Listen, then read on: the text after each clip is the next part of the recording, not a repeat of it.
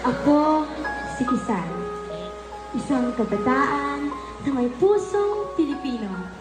Lumaking kasama ng wika sa bawat kwento at laro. Ngayon, nais kong ibahagi sa inyo'y totoo. Ang tula ng pag-iibig sa wika ng ating lahit tugon. Eto't sisimulan ko na.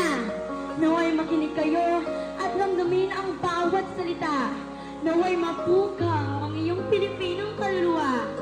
Naway may padama ko sa inyong mga madla ng wika ng ating lahi. Huwag hayaang mawala.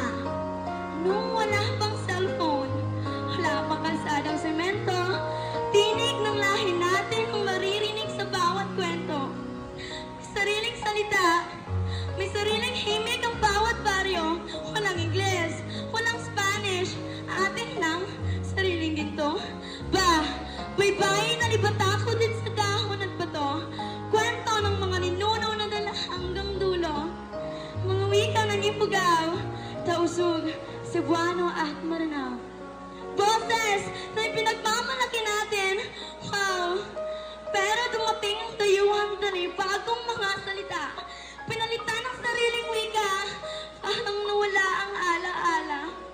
Unti-unting natahimik sariling wika ay nawala sa eksena. Ngunit sa pusong Pinoy, mag-aalab pa rin ang apoy ng ating lahi. Sadyang iganda. Ngunit ngayon nagbago ng mundo. TikTok, YouTube, memes, Facebook, Twitter, pati mga trending scheme. Mas kabisado ng mga kabataang Pilipino ngayon ang mga banyagang mga salita. Pero teka, paano yung magtutubong wika? Huwag hayaang maglaho. Parang sinsong sa chat at ginost ni crush na wala na lang bigla. Sila ang ating lahi, sila ang ating base. Kapag nawala sila, parang nawala na rin tayo sa race. Bakit ba? Bakit nga ba? Bakit tila nahiya tayong gamitin ang sariling salita? Bakit mas madali na ngayon ang hello kaysa kumusta?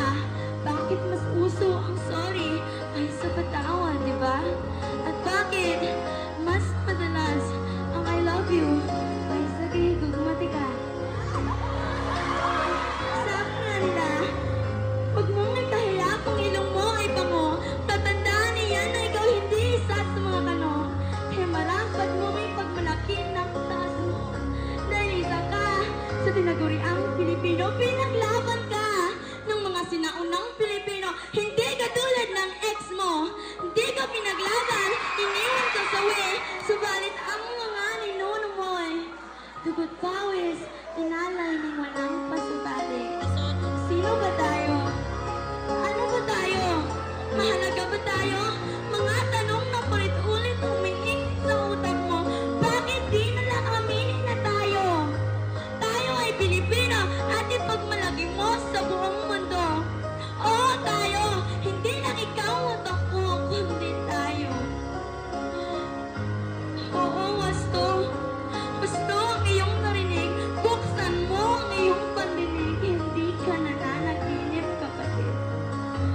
Isa ka sa tinaguriang Pilipino at kabilang ka sa lahing Pilipino.